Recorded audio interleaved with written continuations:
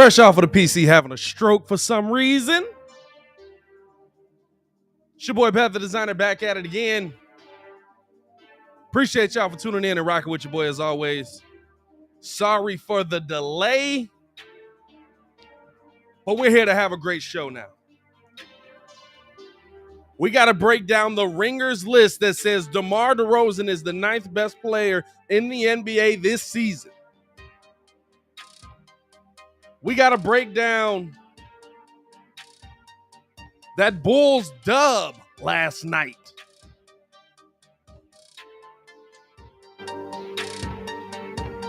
Of course, you already know. We're going to get into a little bit of NFL talk.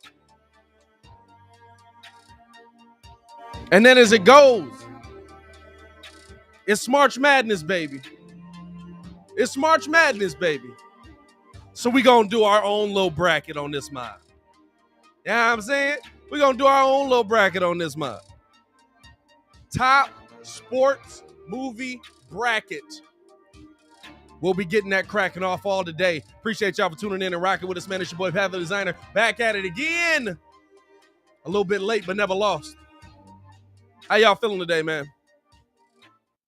Appreciate y'all for tuning in to another episode of the live show. It's your boy, Pat the Designer, back at it again. Make sure you guys like the video. Make sure you subscribe to the page because we do talk Chicago sports weekly. It's the only channel that's talking Chicago sports, Hot Chicago Talk. So make sure you get in tune with us, man. Like, I ain't even got the right stuff up here, man. You know what I'm saying? I don't even got the right graphics up here. That's the right one right there. There we go. Here we go. Now we moving in the right direction. Don't got the right color scheme on this, man. Come on now, Pat. Hey, it's a struggle day, man. But we appreciate y'all for tuning in and rocking with us. Like I said, got a lot to get into. Got a lot to get into today. How y'all feeling out there, man? How y'all feeling out there? Appreciate y'all for tuning in and rocking with us. Trying to update the equipment. You know what I'm saying? Trying to update the equipment. This is all a work in progress. It don't all happen in one day, baby. This is a work in progress. It don't all happen in one day.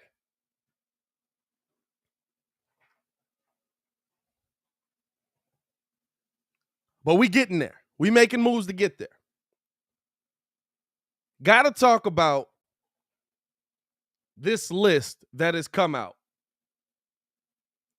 by The Ringer. And you know what? I can't say it's an awful list. I can't say it's an egregious list. Shay, prayers up to you, my boy.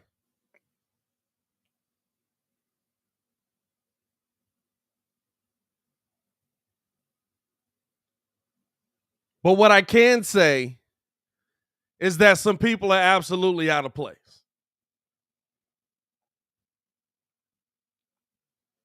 What I can say is there's some names on this list that I look at and I'm like, ugh.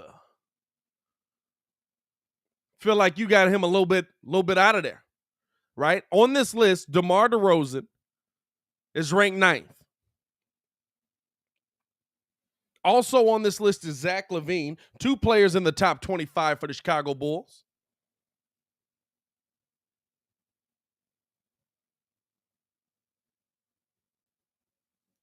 Two players in the top 25 for the Bulls. But DeMar DeRozan ranks 9th.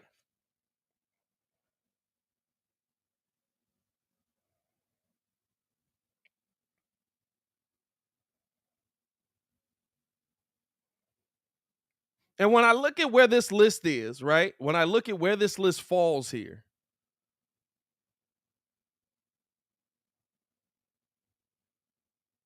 number 1, Jokic. Number 2, Giannis. Not mad at it. Not mad at it. Number 3, Joel Embiid. Still not mad at it. Okay. Joel Embiid is 3. Okay.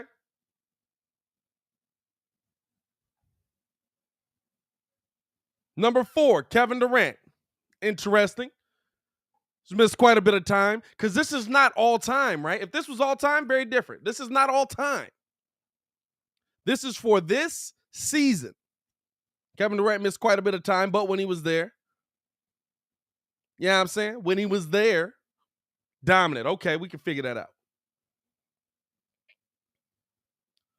Number 5, Stephen Curry. Hold on now. Not the Stephen Curry that's having his worst shooting season of his career this season. Not that Steph, right? I get he's okay, maybe because he's at the top of the Western Conference. Okay. Kim G in the chat was good. Clayton in the chat was good.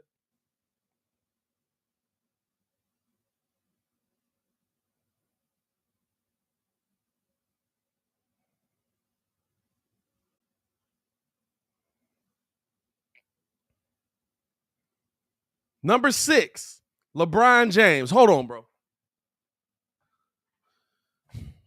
Are we talking about this season? Are we talking about this season? I've got some question marks on the whole thing, but are we talking about this season? LeBron James having an excellent season, balling out. But let's not act like LeBron James is not a part of the reason why the Lakers are in the position they're in right now.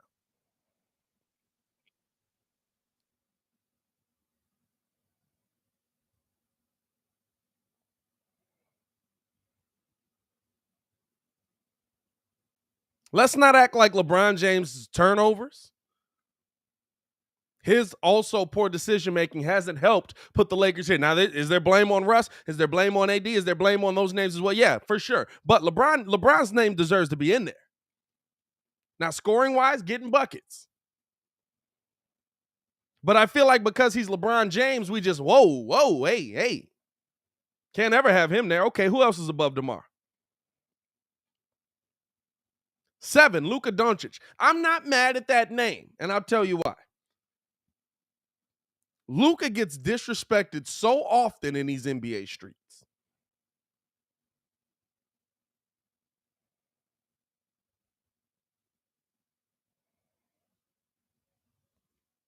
Luka gets disrespected so often in these NBA streets. And Luka absolutely is having a season on par with LeBron right now. Right? On par with LeBron right now. So I'm not mad that Luka's ahead of DeMar DeRozan in this.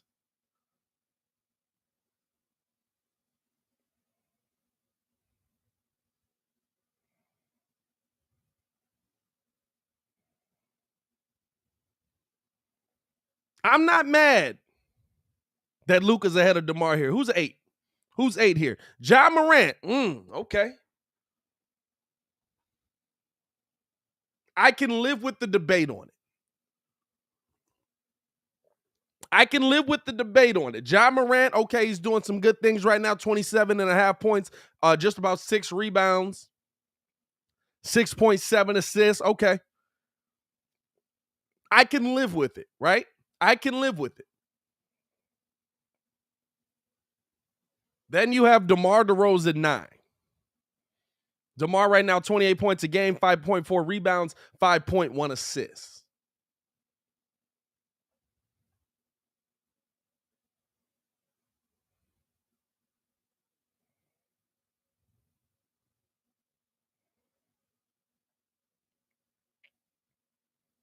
So the question to the chat right now, is DeMar DeRozan the 9th best player in the NBA right now? Or is he higher? Where would you have him, right? How would you re-rank this list?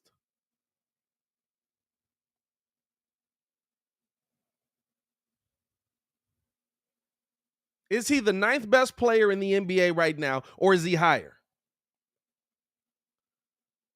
To me, I think 9 is a little low, right? I feel like that's one that if you're looking at the people in front of him, right? What Stephen Curry having a winning season?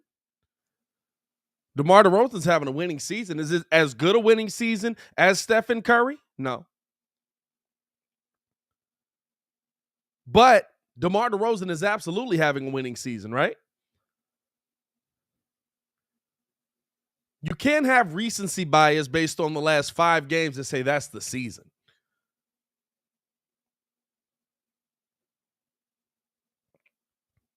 I'm not mad at the names up here, right? You know why? And here's the reason why. Jokic, MVP conversation, possibly could win his second one, back to back. Giannis, MVP conversation, possibly could win his third one. Joel Embiid, MVP conversation. Those are your top 3 right there. MVP conversation, possibly could win his first one.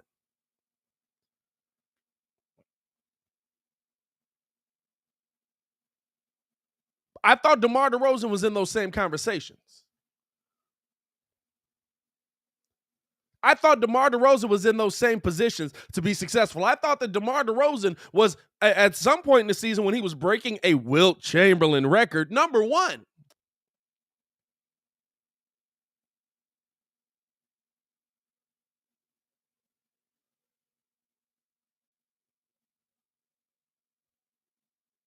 He was first on a lot of people's lists. Remember that? Remember Chuck, Kenny, and Shaq going back and forth about that? I remember that.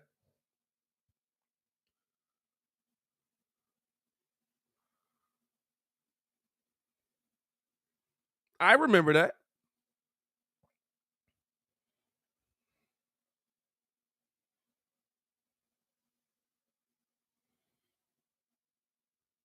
We're putting LeBron James over DeMar DeRozan this season. Not to say LeBron is not having a good season.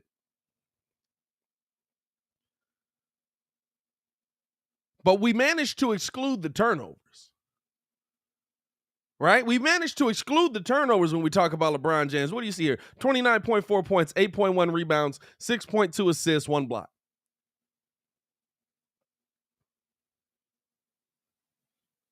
We managed to exclude that Bron has helped put them in this position, right?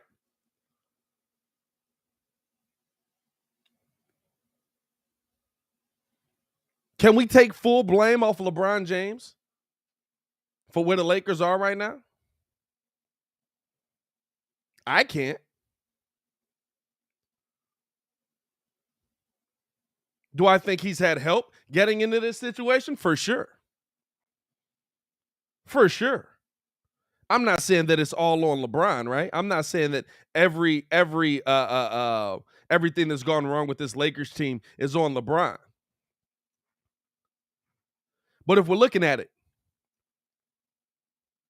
last game, 5 turnovers. Golden State, 4 turnovers. Clippers, 4 turnovers. Dallas, 4 turnovers. Pelicans, 7 turnovers. Clippers, 6 turnovers.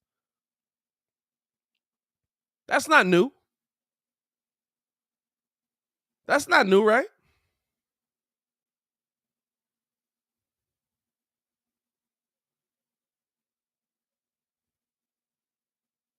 That's not a LeBron James that we haven't seen in LA before.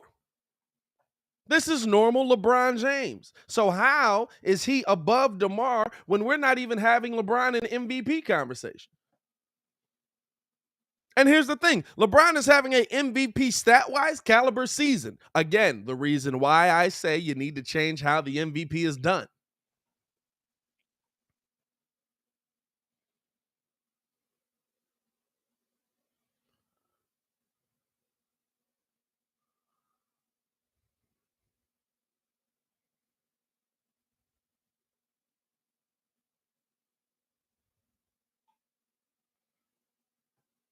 A reason why I say you need to change how you vote for the MVP. And if you're going to have DeMar DeRozan, has DeMar DeRozan fallen out of MVP conversation? Has that happened? Maybe that's the conversation we need to have, right? I mean, has DeMar DeRozan fallen out of the MVP conversation for outside of Chicago?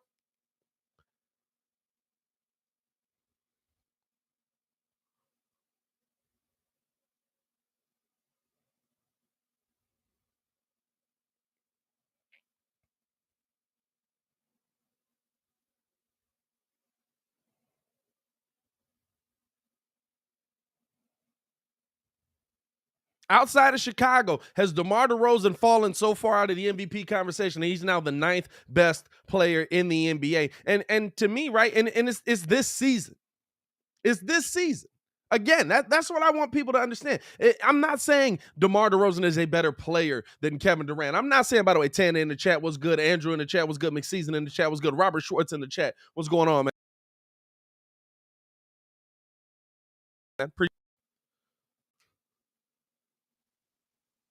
I'm not saying that career-wise, DeMar DeRozan is a better player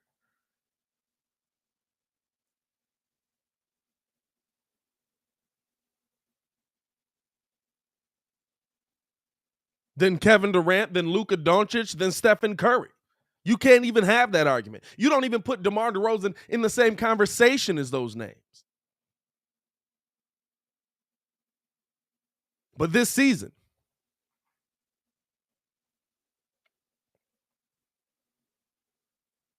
we're talking about this season. He's in the conversation with those names. He's above a lot of those names. He's blown past a lot of those names.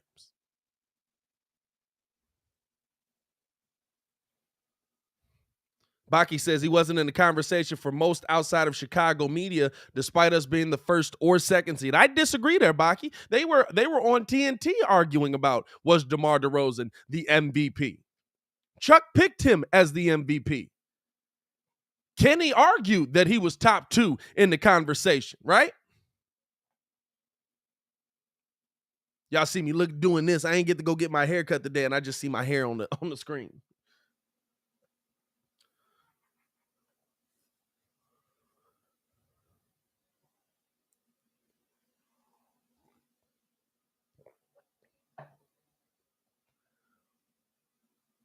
So if he's in that conversation, not even if he's going to win it, right?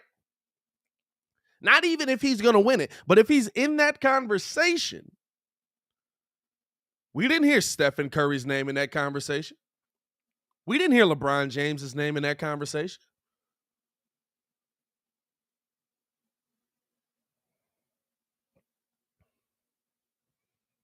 To me, it's interesting that you have DeMar DeRozan outside of the top 5.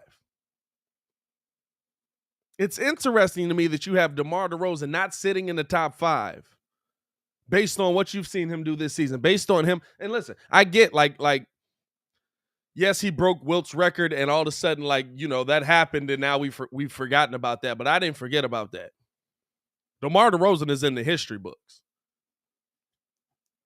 DeMar DeRozan is forever marked in history.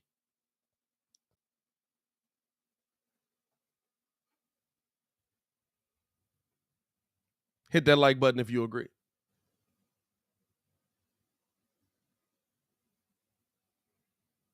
DeMar DeRozan will forever stand in history.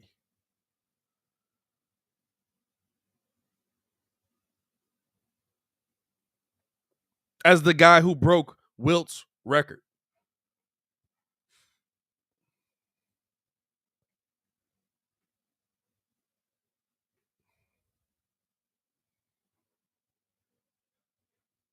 So I'm not going to say that I disagree with a lot of the Ringers. I'm not even mad that these guys are on the list, right? I'm not upset that Brian is on the list. I'm not upset that Steph's on the list. Positions a couple spots too high. I'm not even saying these guys should be at the bottom of the list, right? Because after DeMar,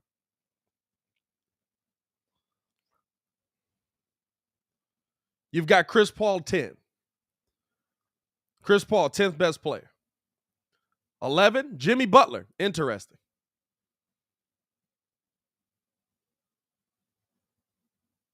11 is Jimmy Butler. Interesting. 12, Jason Tatum. I like that name. I'd put him above Jimmy Butler right now.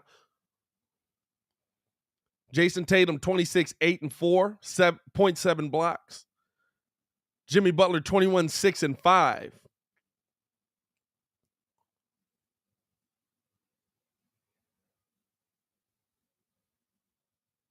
Devin Booker, below Jimmy Butler, below Jason Tatum. Interesting. But okay, the argument can be made. Hot streak right now. They've recently written this article. It's not a old article. They've recently written this article. Real hot streak he's on right now. I can see it coming up there.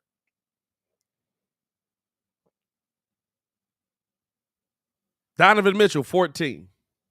Trae Young, 15. These names I kind of see fitting where they're at, right? Cat, 16. Okay. 17, Rudy Gobert. Interesting name. But hey, listen, he's absolutely gotten the scoring up. 15, 14, 15, just about 16 points a game, 14 rebounds, just about 15 rebounds a game, 2 blocks a game. Yeah, okay, Rudy Gobert belongs on the list now. I'm not going to lie to you. You do that, 200 mil. We're there. James Harden, 18. Surprise Harden's even on the list with the limited amount of play we've seen and the limited amount of good play we've seen from James Harden. 19, Draymond Green. Okay, now I'm a little confused, right? A little confused because now you're putting guys above Zach LaVine that I'm intrigued about. Now I have questions on your list again. 20, Drew Holiday. Drew Holiday been going off this year, but it's come a little bit down to earth lately. 18 points, 5 rebounds, 7 assists. Okay. 21, Jared Allen. And then 22 is your own Zach LaVine.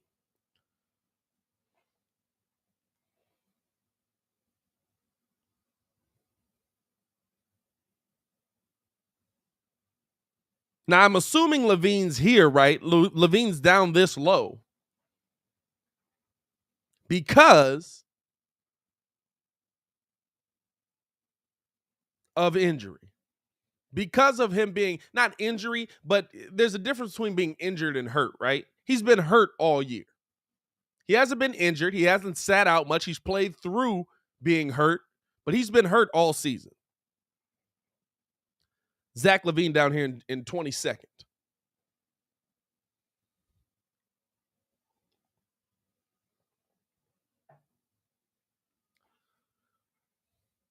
There's some names on the list that I could put him above,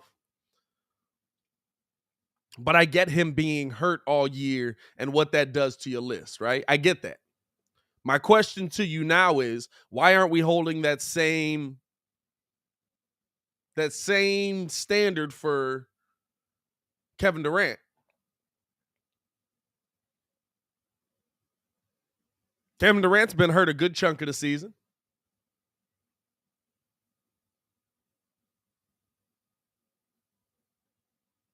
Kevin Durant's been hurt a good chunk of the year, right? He's still top 5. Top 5, top 5, top 5.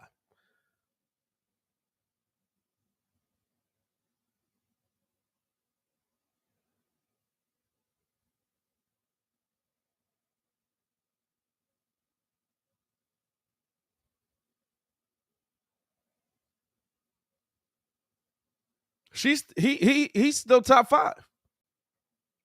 Cornelius was good.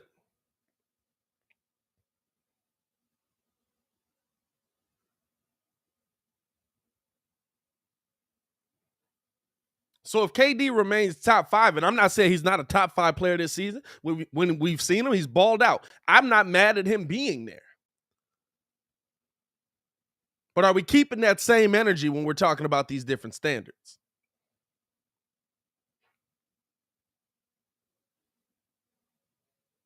Are we keeping that same energy where we're talking about different standards? You know what I'm saying?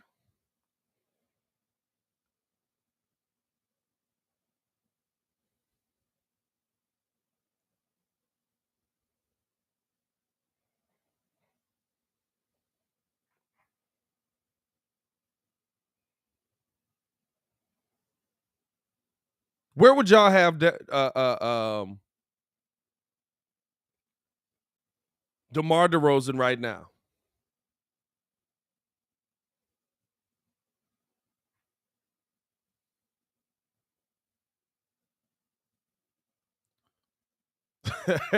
hey, I was confused on that as well. Hey, everybody's talking about Draymond. I was confused on that as well. You know what I'm saying? I was confused on that as well. I get his impact. I get that he's a big impact to Golden State when they're talking about Draymond Green being above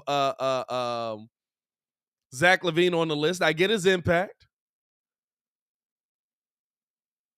But I was confused on that one as well. I'm not gonna lie to you. I was like, you telling me Draymond Green on the list above Zach LaVine?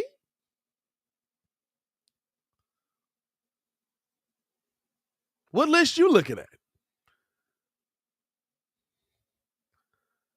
Overall, I'm not going to lie to you, right? Overall, I'm not going to say there's a ton wrong with the Ringers list. A lot of the mid-level players, I like where they have them. A lot of the top-level players, I like where they have them. I can't argue about Jokic and Embiid being top 2, right? I can't argue about Giannis being top 3. I can't argue about Giannis being up there. Giannis has been killing it all season. I think Giannis is the one player that mugs are kind of like getting fatigued on, right? They're like, oh, God, here we go. Oh my God, Giannis winning it again. We can't give him a third MVP, can we? We can't give him a third MVP.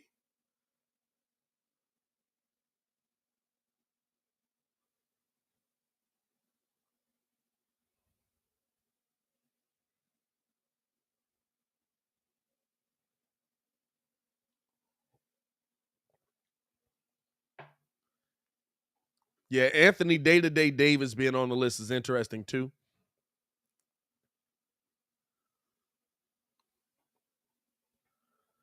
But I feel like Giannis gets overlooked a lot. And he's absolutely having a dominant season. But I was intrigued by the list, right? Because it's not like the top 75, right? Like, one, we know all these players. You're not going all the way back into history saying this dude the greatest from back then, and so he'd be great now, and he's one of the top 75 players of all. It's not one of those, right? Simple 25 player list. A little something to nitpick at, a little something to look at. And I'm not mad at a lot of the, again, here it is. Jokic, 1. Giannis, 2. Embiid is 3. Durant, 4. Curry, 5. LeBron, 6. Luka, 7. Ja is 8. DeMar is 9. Chris Paul is 10. Are y'all mad at the top 10? I'm not mad at the top 10. I think the top 10 is pretty good. I think that's a solid top 10. I think that they should move, right? I think that they should be in different positions. But I think that all of those players are the top 10 players in the NBA right now.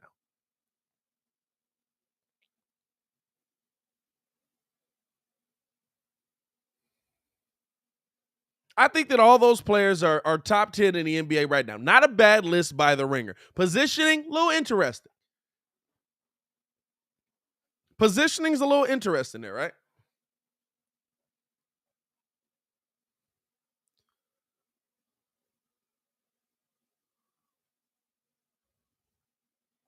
Ja Morant, to me, a little better than Steph Curry this season. DeMar definitely above it. Tatum, maybe. Maybe should be a little higher, but I'm not mad at Tatum. Tatum's 12. The next 10, right? That 10 to 20, that next 10 is the interesting one, right? Because at 11, you got Jimmy Butler. All right. First off, listen, the Miami Heat are rolling first in the Eastern Conference. Jimmy Butler way too high on this list, dog. Jimmy Butler way too high on this list for me. Jimmy Butler belongs in the top 25. He belongs in the top 25, but 11th best player in the NBA right now. Jimmy Butler over Jason Tatum. Jimmy Butler over Devin Booker at 13. Jimmy Butler over, I'd put Jimmy over Donovan Mitchell. Put Jimmy over Trae Young. He's 15.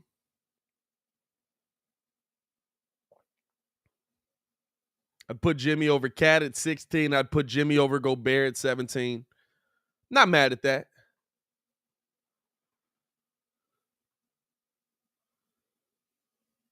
18 is Harden. Interesting. 19, Draymond. Then interesting. And then 20 is Drew Holiday.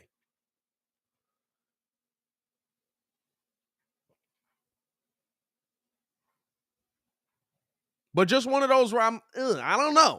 Jimmy Butler, 11th best player in the NBA right now? The 11th best player in the NBA right now? Okay.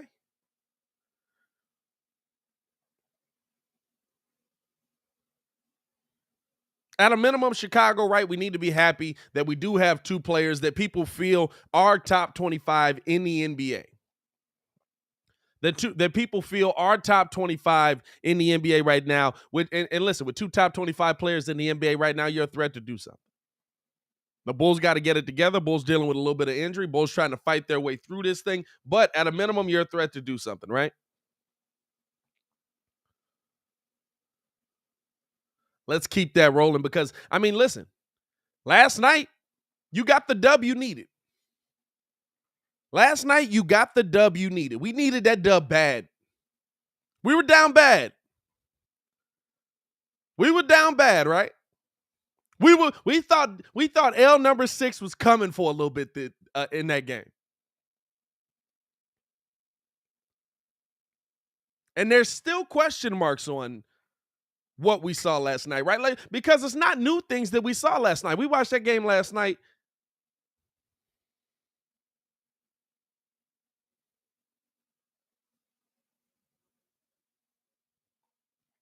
And if we're being honest, you know what I'm saying? We saw a lot of similar things that we saw before. Was that new? Magruder. That was his name, Magruder, whatever his name is. Wide open in the corner for 3. 2 big 3-pointers. Closing out the third quarter, going into the fourth. They got Tristan Thompson losing his mind.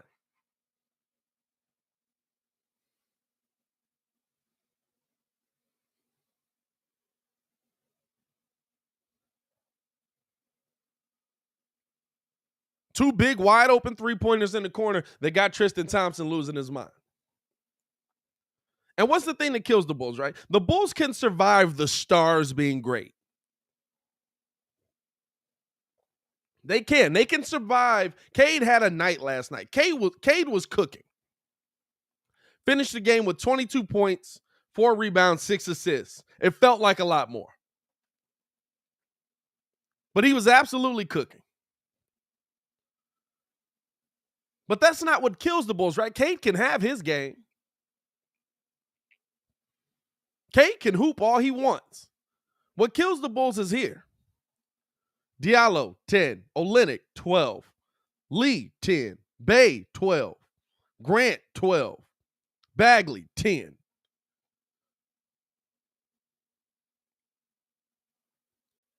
The Bulls let the role players come out and put up big numbers on you.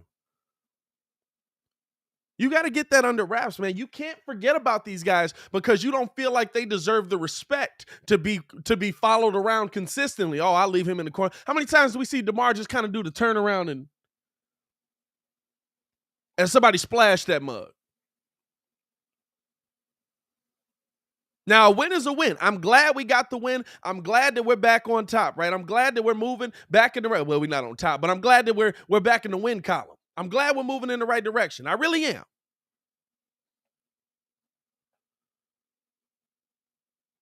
But if we're being honest, we continued to see what we've seen that got us into this losing streak in the first place. And I'm glad that we saw Tristan Thompson getting into them. If you zoom out, in the zoom in, you just see Io. Io was flabbergasted, by the way. I don't know if Io's never been cussed out like that or what, but Io was looking up. He was just like,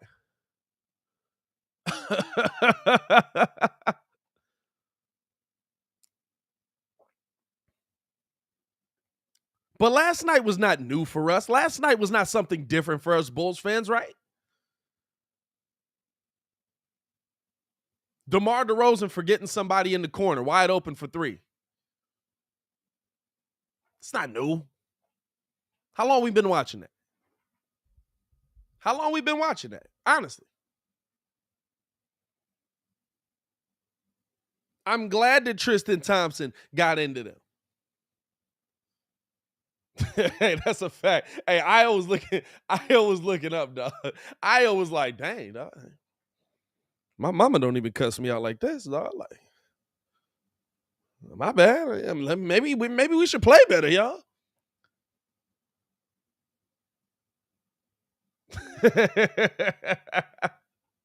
I was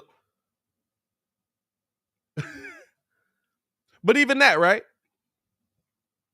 Even that. You got to zoom out. You see Io and Derrick Jones in the zoomed in, but you know, on NBA TV, they give you the full view. Everybody was sitting there watching what Tristan had to say.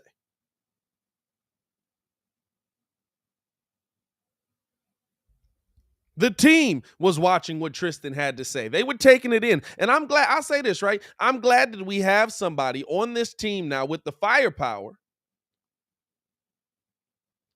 with the cachet, and with the jewelry to say, everybody shut up, listen to me. We need to get better on this end.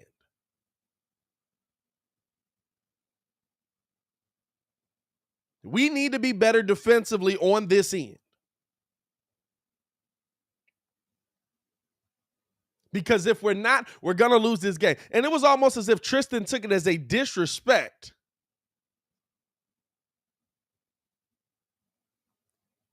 It was almost as if Tristan took it as a disrespect that the Detroit Pistons were in that game with the Bulls. And I'm glad somebody did.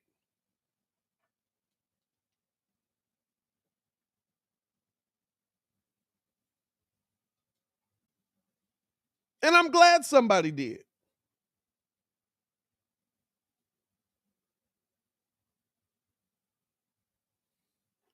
Because how many times have we seen them just take it lying down? Hey, let's go. On to the next one.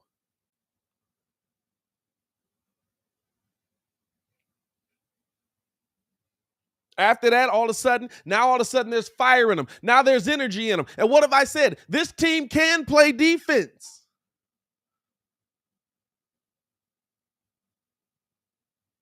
This team can play defense, right? Tristan snaps on him. What'd you see next play? In that fourth quarter, what was that? 17-2? 17-2. That's the run the Bulls went on.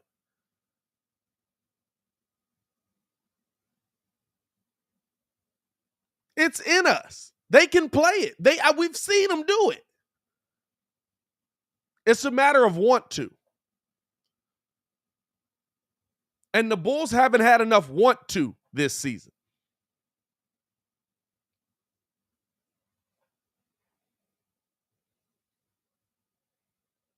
Tristan Thompson gave them a little want to. I like that. I respect that. I need that. And the question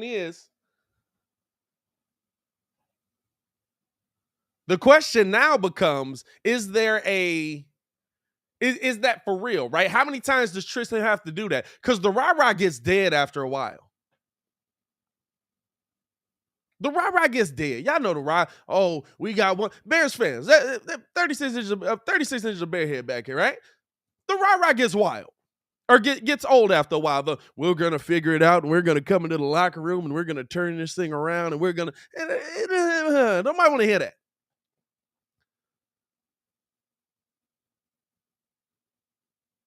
After a while, you start to tune it out, i.e. Brandon Marshall when he was with the Bears, because Muggs knew it was fate.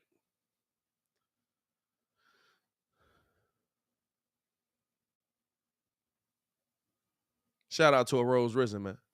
Not much sleep in my life. More sleep than ever before, though. I will say that. I be getting rest now. I'm not going to lie. I be getting rest now. Shout out to you, though.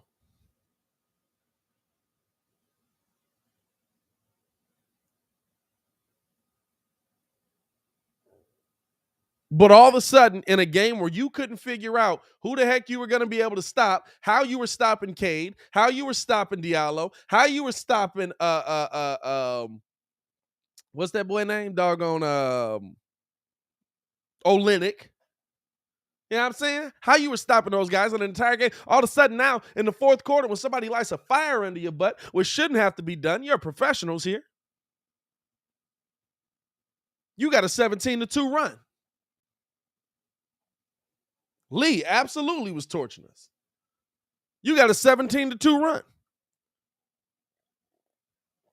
And everybody's focusing on, right? Everybody's focusing on DeMar DeRozan and Zach LaVine start to go off in the fourth quarter. The offensive side of the ball ain't the part. I know we can score. I'm not worried about that. Yeah, we're not knocking down the three-pointers at a great clip right now. I'll agree with that. We're not knocking down the three-pointers great, right? But I know this Bulls team can score. I've seen them do it. I've seen them put up 131 in a losing effort. The part that I'm zoning in on is the two.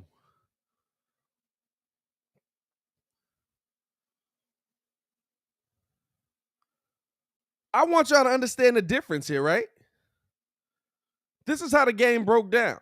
Bulls outscored in the first quarter 26-25. Second quarter 30-28. Third quarter 35-31. In the fourth quarter, the Bulls outscored Detroit 30-17.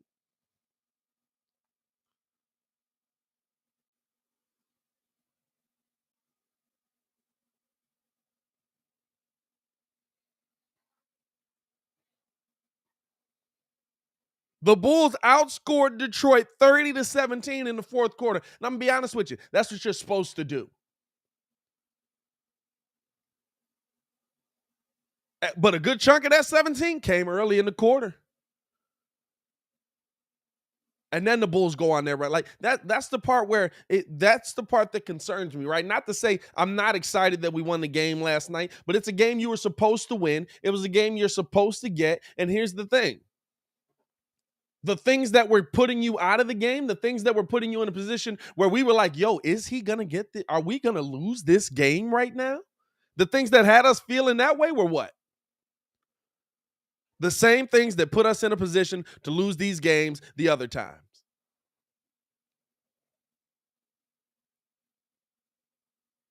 The same things that put us in a position for us to struggle the other times. You got to clean that up, man. Now, I will say this, right? We got some good news yesterday on Caruso and Lonzo. They are Caruso cleared for minimal contact. Oh, no, Caruso cleared for full contact. Not good news on Lonzo. Not bad news either, but just not good news. I just said the wrong name. Good news on P. Will and Caruso. Caruso cleared for full contact. P. Will cleared for minimal contact. I would expect those guys back sooner than later. You might even see. I've been saying that Sacramento game is a serious possibility for Caruso. Might be a serious possibility for P. Will as well. I think that's a good game to get him back in, too. You know what I'm saying? You want to ease him in. You want to get him in there versus a team that's beatable. You don't want to just run him back in and be like, hey, Phoenix is in this month.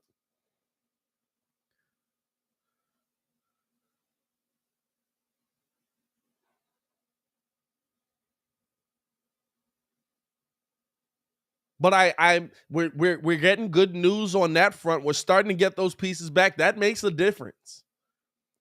That makes such a difference on the end that we're talking about.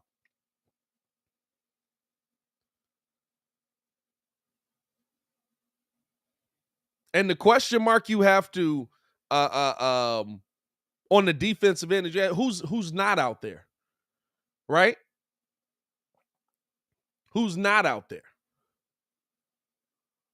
Who's the guys that are on the floor right now that won't be on the floor in that moment? Is it Kobe White?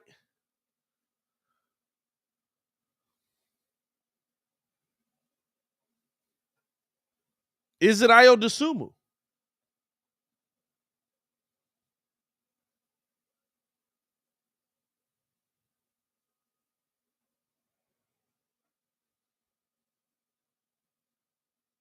There's a real possibility that in those fourth quarter moments, because you have Lonzo back in the lineup, now Lonzo not supposed to be back. We don't know where he's at yet, but he hasn't started lateral.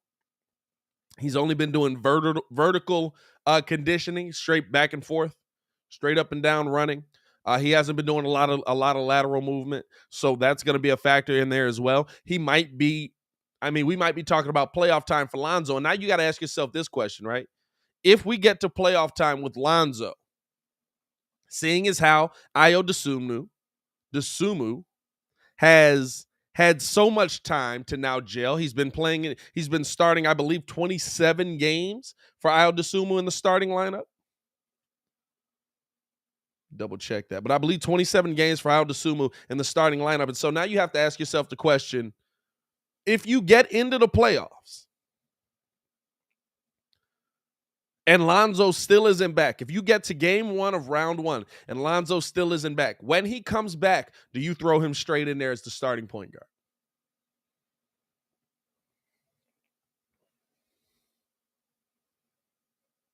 Or are you going to see a transitioning here where, yeah, we brought him in as a starting point guard, but now Ayo Dosunmu has the opportunity. Let's see what the kid can do. Do you give Ayo the chance to hold on to that starting point guard job? That's a real question here now, y'all. Shout out to Lil PR. That's a real question here now.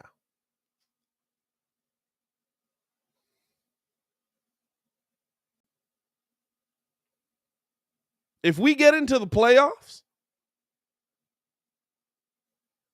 I'm trying to see how many games this mug started. He's played 61 games this season, rookie. 27 games started. He's averaging right now 8 points a game, 3 assists per game, 2.9 rebounds a game. He's had some ups and downs. He's been around the 12 to 15 point range. Been around that 4 to 6 assist or rebound range, and been probably around the 5 assist range.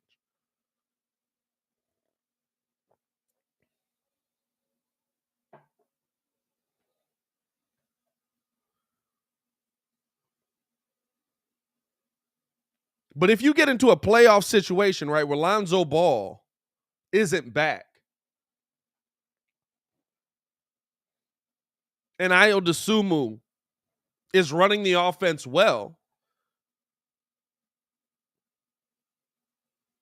do you give Ayo the opportunity to win that job, to hold on to that job? And I know this is the question, right? This is always the interesting part, right? 80 million coming off of the bench. Shout out to Frank, by the way. 80 million coming off of the bench is not a good look. If Zoe's ready, you start him. I don't disagree with you. Not a good look. But you know what is a good look? Winning games.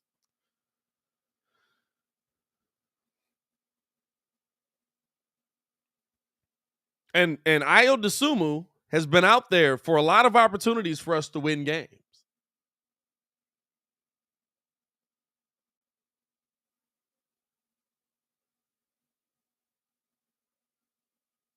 I'm not saying Lonzo isn't a part of that. I'm not saying that Lonzo doesn't come back and start right away. I'm not saying I call for it, but the question is, are you in a better situation, right? Because the excitement for us with it, right, is that you get Lonzo Ball back, you move Ayo back to the bench, your bench is deep. The same thing is there if Lonzo's coming off of your bench.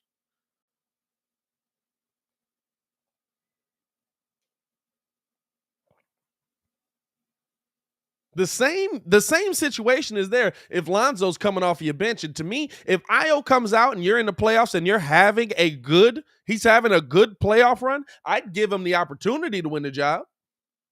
I'd give him the opportunity because listen, right? 80 million makes a difference when you don't know what you have. We didn't know Ayo Dosunmu was going to become this.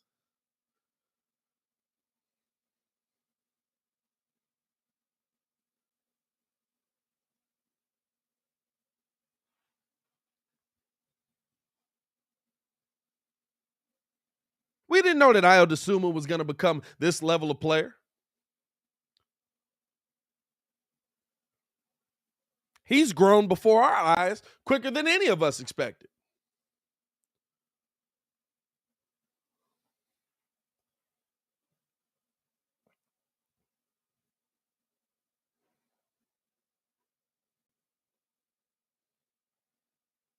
Do you want to rush Zoe back in? Do you want to just throw Zoe out there?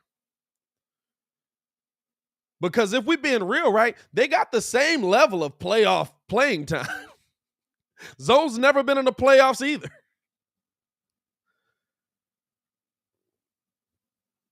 Again, I'm not saying they should do it. I'm just saying that there's now, if Ayo earns the spot and earns the opportunity, are you just giving the job back to Zoe? Zoe came in as the starting point guard.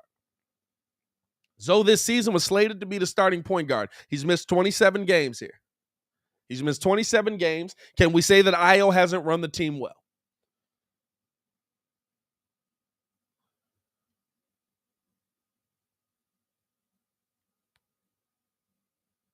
Can we say that Ayo Dosunmu has not played well for the Chicago Bulls in his time? Now, maybe he's played backup well, right? Maybe he's playing backup well. But I can't say he's just he hasn't played well enough that he could continue to be the starting point guard. Now, if Zoe comes back and Zoe's 100% and you can see that easy quickly,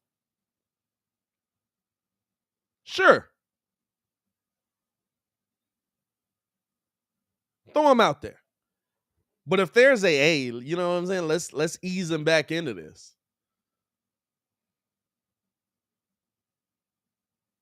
I can see it happening, dog. I can see it happening.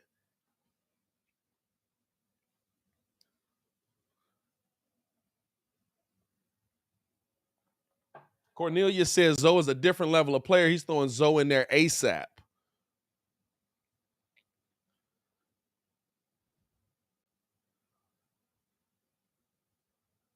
I'm not mad at it. Listen, okay. I don't disagree with you either.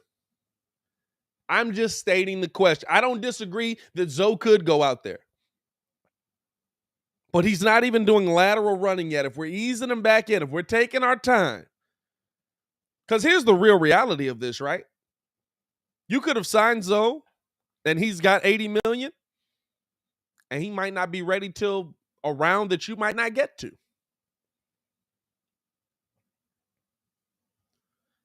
Zoe hasn't even started running side to side yet, y'all. You might be looking at Ayo in there anyway.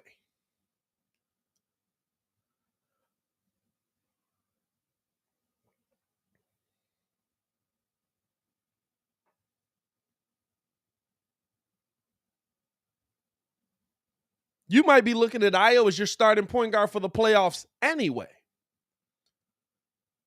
Depending on what rounds you get to, we might see Zoe back. But Zoe, him coming back is behind P. Will. I've got real concerns about when Lonzo Ball's coming back. I've got real concerns about when Lonzo Ball's coming back.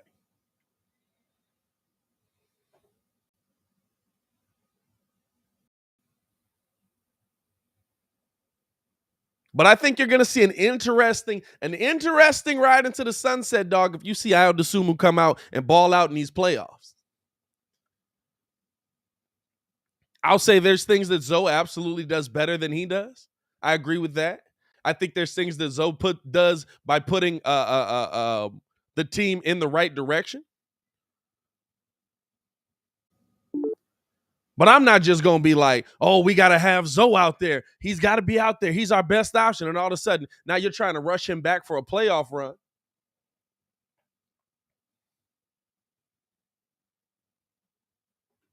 I'm taking my time with it. As a special guest on the show, haven't seen my man's in a little minute right here, man. But the super producer Joel Holt entering the building. Joel, what's good, my boy? In the stew, I see. What's going on, man? How you feeling? Man, I'm feeling great. Living the dream. Living the dream. I'm glad somebody. I guess I'm kind of doing it. It's working out. I'm having actually a quite problem with the video. I can't see you guys. I can't see you. You said what? I'm having a problem seeing. I guess you can see me. I can't see you guys, but it's all good. That's weird. I see you on the screen at a minimum. Yeah. Nah, but go ahead, man. I was listening in, man. Things been going well though. I don't agree. I don't disagree with you. Turn your volume up on the mic a little bit. Just a smidgen, my boy. You turned it down.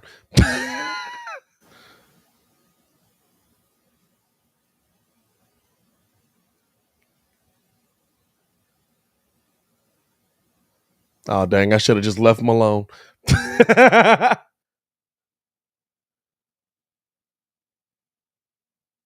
Y'all hearing the echo? Hold on, let me see.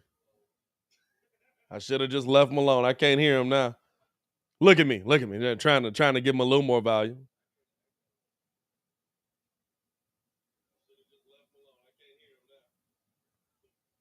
Hold on. Let's get the audio right. We'll put Joe backstage. There you go. Yeah, we'll put Joe backstage. As we're looking at this playoff bracket coming down, man. Appreciate y'all for tuning in and rocking with us. We should set up a Cubs Sox fan softball. That would be interesting. I'm not mad at that idea, Samurai J. We might have to set up some summer events, summertime Shy. And they say Shy City. They was trying to convince us in the chat last night. They were trying to convince us in the chat last night that Detroit is a better city than Chicago.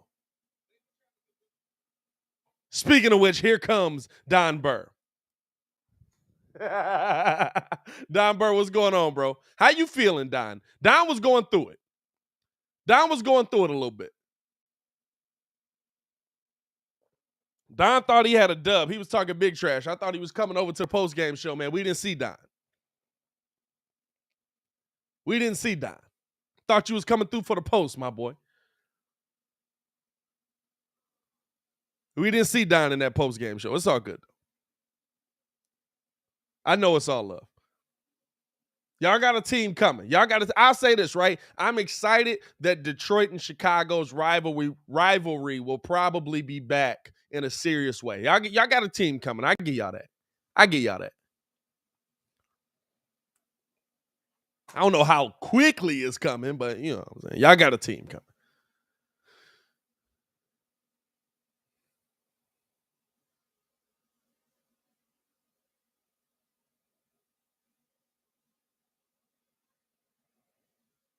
As the playoff seeding is in place now,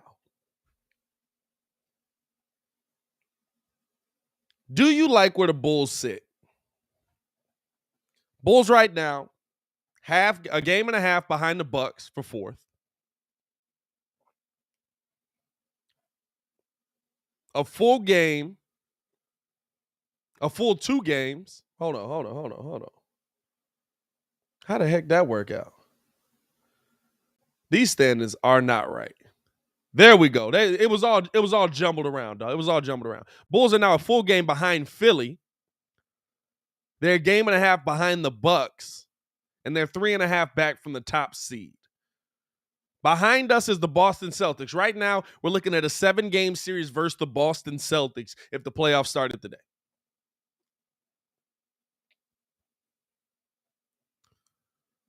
And then you got Cleveland, Toronto, Brooklyn.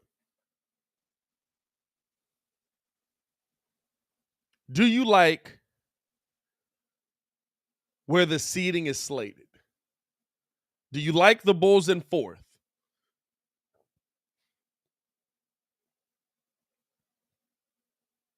And it's interesting, right? It's interesting because as we're welcoming back the super producer Joel Holt. Let's see how this goes this time. Okay, now you're back. Yeah, you can't use. I've used multiple computers over time, so I need to use Chrome. It doesn't work on Safari, so I got it. Oh, I told you this before. No, I'd never used this machine, so. Okay. I was having mic problems on my other system. It wasn't working, so I was like, whatever. I'm gonna come over here and shut it up. That's all good. But I'm here now. Hey, you're here, man. You're here. So I'll ask you the question as well. Bulls sit fourth in the Eastern Conference right now. Right now, we'd be in a 7-game series with the Boston Celtics. They're rolling right now, but I mean, they're beating a lot of teams that they're supposed to beat. Jason Tatum balling right now, but versus, last few teams, Hornets, Nets, Grizzlies, Hawks, Pacers, Pistons, Nets again, Pistons, Sixers, Hawks. Now, I will say they're beating a lot of the teams we've struggled to beat. But do you like where the Bulls are slated right now? Are you good with a 7-game set versus the Celtics? Or would you like to see the Bulls move a little higher in the division? Or even lower? Or in the conference, I should say. Honestly, unless just to see what the full team is really like. I don't see them maybe a second round team, if that. I don't know if they get out against Boston. They haven't beat any of the top teams. They can't beat any of the top ones. So to me, I'm happy that, hey, look, we didn't expect this team. Like, they put it together. Next thing you know, we're like number 1, number 2, number 3-ish. We are top in the East, but we're probably still a year away from like a true Eastern Conference contender. See, the wild part about that, right? Like, it's like you haven't beaten any of the top teams. And this is how I've said it. When we beat a lot of the teams, they were at the top. Then they got injuries, and now they no longer at the top. Yeah, but they when we beat Brooklyn, they were 1. But Brooklyn wasn't, I don't think, all the way there. They just didn't have Kyrie.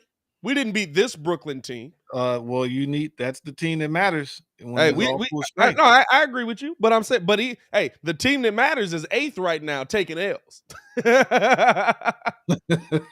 You know what I'm saying?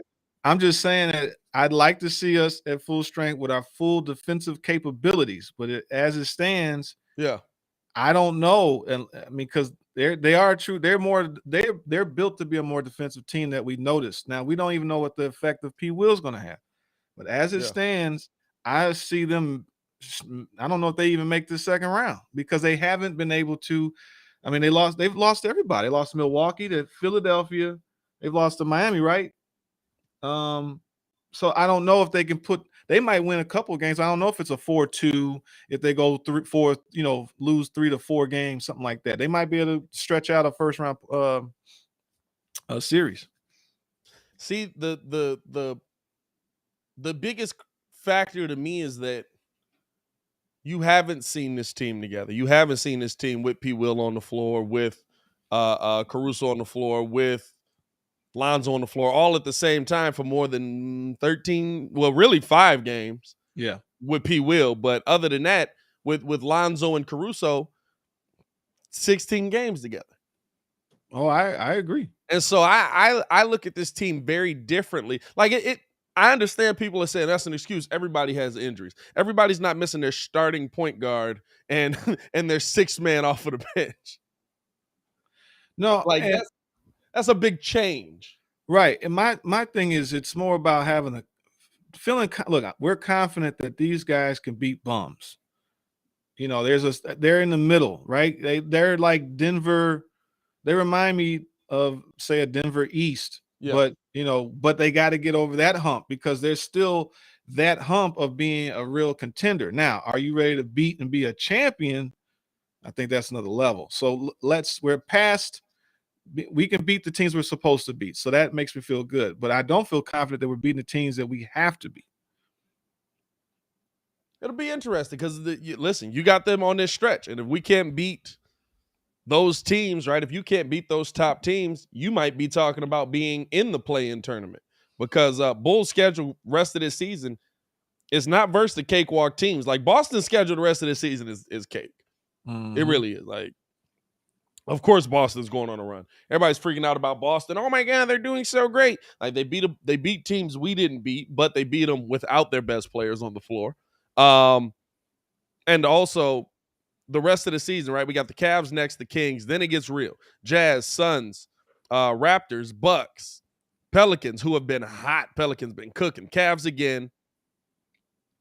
Knicks, Wizards, Clippers, Miami, Bucks, Celtics, Hornets, Timberwolves. They can beat.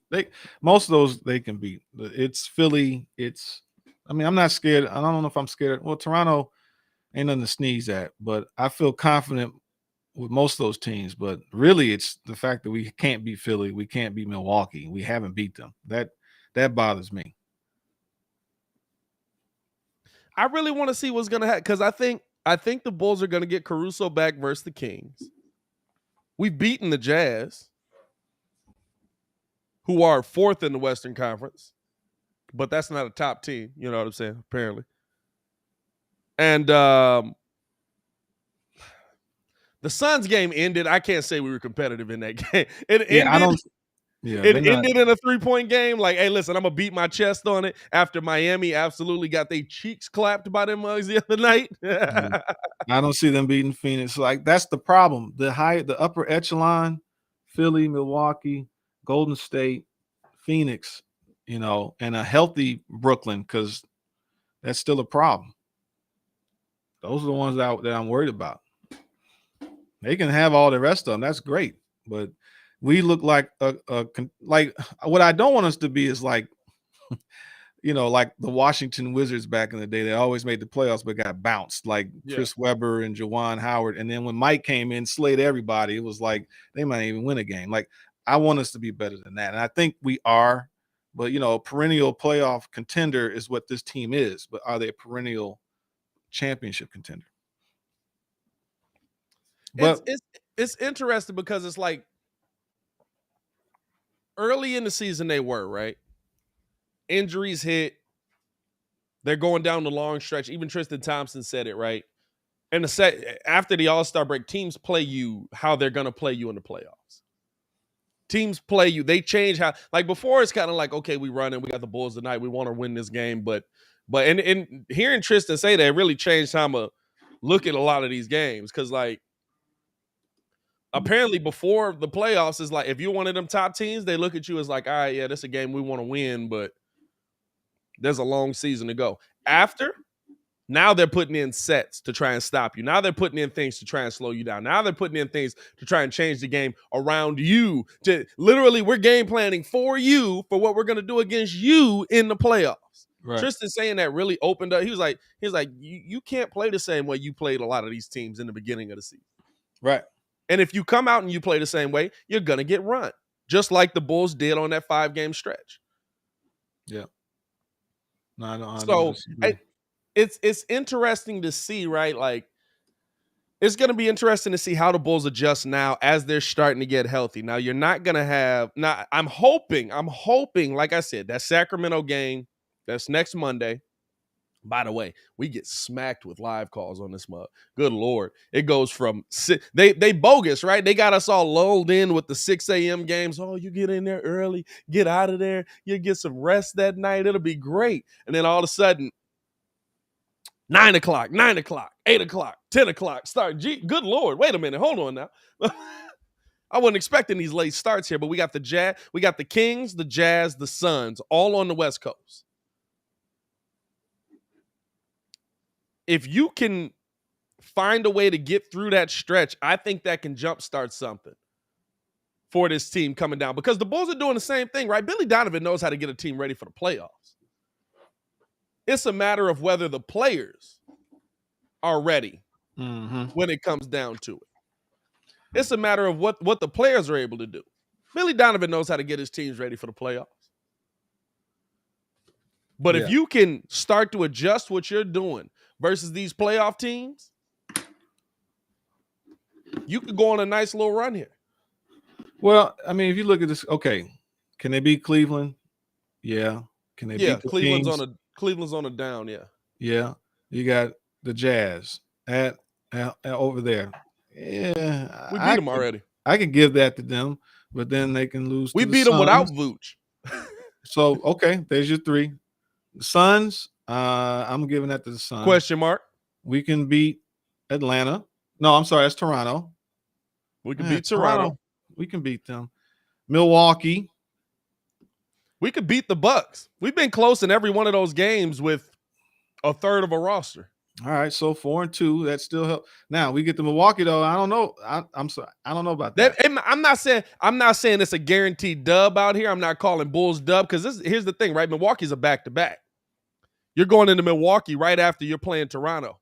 Now you're still at home. It's a back-to-back where you're going from Toronto at home and you're driving to Milwaukee. It's a 40-minute drive. That's not that bad. Yeah, that's not going to kill you. Yeah, it's not that bad. So, but it's still a back-to-back. You're playing the night before. To me, that'll be a game where they might even drop that Toronto game the same way they did the Atlanta game, right? You drop the Toronto game on some, like, we're really trying to be ready for this game tomorrow. Okay. So I'm not giving it to them. I can see a split there. I'm not giving it to them. 4-2. And then I think they could beat the Pelicans. That's 5. Maybe does Cleveland still, as Cleveland beat us? We've lost to Cleveland beat us, but they're missing Jared Allen pretty much for the rest of the Oh, season. he did. And they that's don't have right. Darius Garland. Yeah. All right, so let's say or not 6. Garland. They don't have Karis LeVert. Okay, so give them 6. The Knicks, I'm not really scared of the Knicks. 7 wins. Washington, I'm not scared of. The Clippers, that's Clippers are weird, but I'm not scared of the Clippers. I'm not scared of them neither. So that's like it's like Reggie Jackson balling, but like, yeah, but I mean, we still got a formidable team. So the Heat, they always give us problems. That's like, and then they got the Bucks again. So that's 8-4. No, 8-4. Boston, maybe 5 losses. Hornets, 9. Minnesota, 10. So 10, they can go basically 10-5 in these last few weeks. I think I picked them. I don't know. Kids got the paperwork. I think I picked them to go 11-4. Yeah, well, I'm pretty sure. I'm sure I picked a split. I might have picked a split because you got Milwaukee and Boston. Both are at home, but that's a back-to-back as well. You got Milwaukee on both back-to-backs. Good Lord, who scheduled this? Well, look, I'm old, so I used to believe on the higher end. Now I'm more of a realist, so I think they're more like 10-5 or even 9-6. Like that's kind of where I'm putting them right now. But even that, you know what I'm saying? If they're 10-5, right? That's a 50-win season. You're heading into the playoffs with a 50-win season. 10-5 is not bad finishing, and it's about when you get hot. Yeah, like I keep reminding us about the Atlanta Hawks last year. They went to the Eastern Conference Finals getting hot in the last third of the season. Yeah. After Nate McMillan got in there, it's all about when you get hot and go on these runs. It's not about listen. We could lose every game to every top team. What did Tristan say? Tristan said in the regular season when I was on Cleveland, Atlanta swept us 4-0, got cooked. Atlanta didn't sniff the NBA Finals because we beat them in the second round. Right. I can see that happening with this Bulls team, where all the talk of we can't beat these top teams, we're struggling versus these top teams, we can't get this done. And then the playoffs starting, it's an entirely different game because while we were losing to these top teams, we didn't have our full slate of players. I could really see that happening. I could also see us getting smoked in the second round, but that's not smoked. I could see us having a competitive second round. That's all. I don't see us getting smoked in the second round. I just feel like my expectations aren't championship. This is a good team, and we got to see them still gel together, get healthy, and see how that even works. Because I see comments in here where it's like for Zach being healthy, like dude's got a knee, right? It's a knee issue. Yeah. So that doesn't really just get better. He has to play through it. That's not really he's playing hurt for sure. Yeah. So like that affects your game overall. I mean, that's explosiveness. That's all the stuff that we saw him doing in the beginning. So we'll see how he manages through that. And then we got to see how, Caruso is with coming back from it, because his timing might be off. Even though he's just a defensive player for the most part, which he should have immediate impact, because it's not like he's a lights out scorer, but he is an on the ball defender. And P. Will, we got to see how this team. We don't know.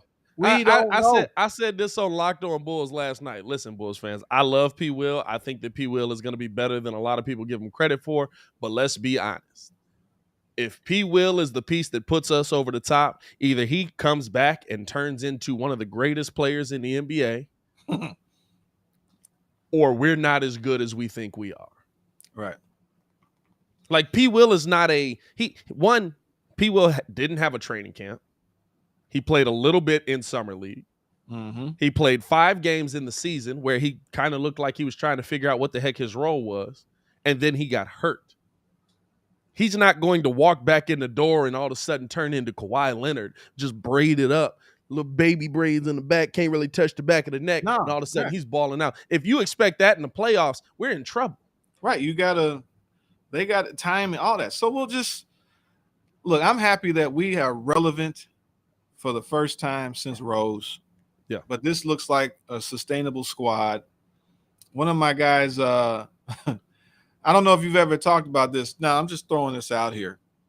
What if you were to trade Zach for what? I was flipping the table. For Dame. If we were to do that, to me, that puts I don't. You destroy your winning window. Then you have to win next year. Because he's younger. I mean, I'm you just destroy saying your winning window. Yeah, but I just threw this out here. You know, this is what we do. I've heard the trade Zach for AD, trade Zach for Dame, trade Zach for not for AD. No, but Dame. Yeah, I'm saying I've heard trade Zach for all of these pieces, and I'm just like because I think what it does. I want a team that can build sustained success, and I don't know if that does build sustained success. I just feel that like with Zach, I don't know. We'll see how it goes. We'll see how his acumen is for him to be. We know that once DeMar is already the one that's older, so we got him for so long, and then we need Zach to be that guy. Will he transform and morph and grow into this? Or I mean, it's all hypothetical. I mean, chat, don't go crazy. We're just talking. It's all conjecture. I'm not.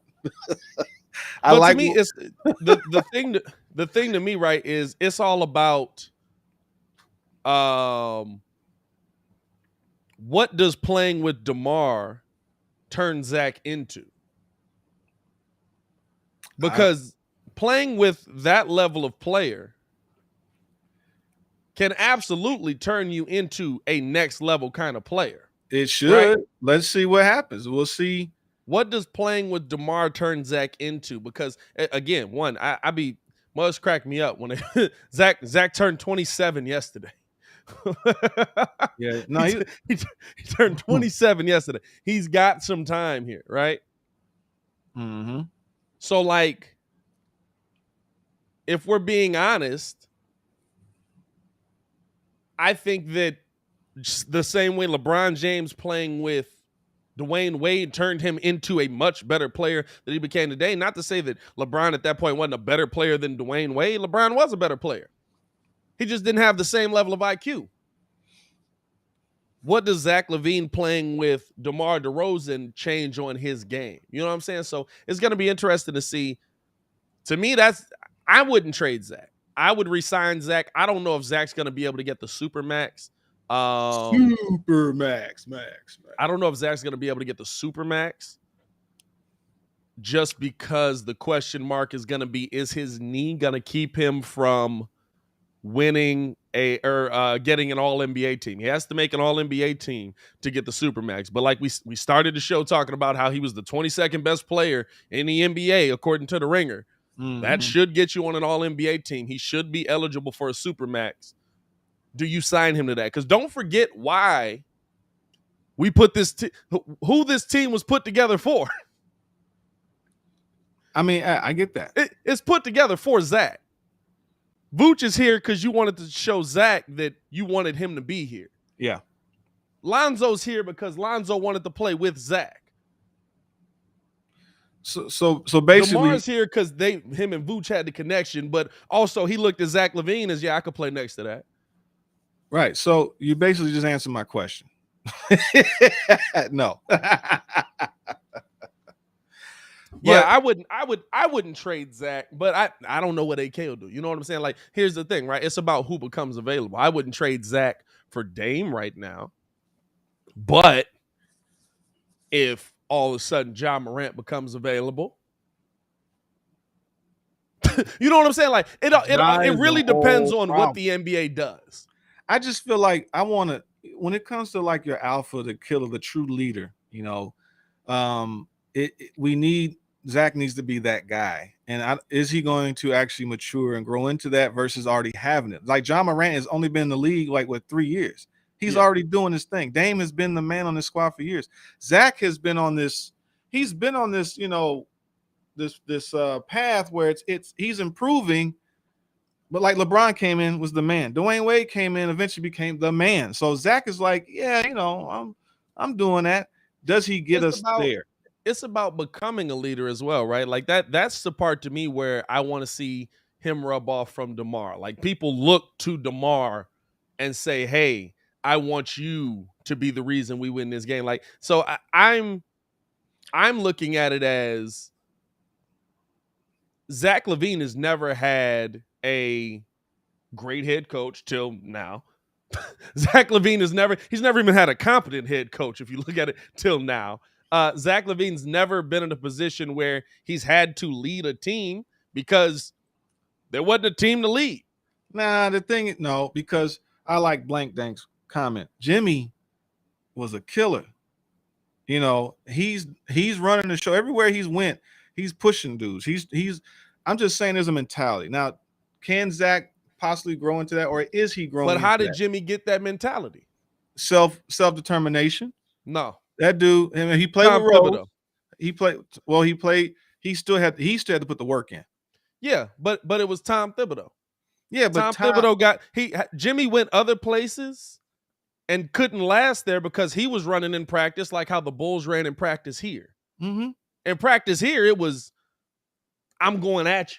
I'm going to be better. I'm going to prove that I'm better. Yeah, but you have to wake up and say, I want to do that. Does Zach, I've seen the improvement, but when does he get to the point of like, I'm that? Because if you just said it, the team is built around him. Eventually, he has to be the guy because DeMar's not going to be here. So that's all I'm saying. But even with LeBron didn't get that till D Wade.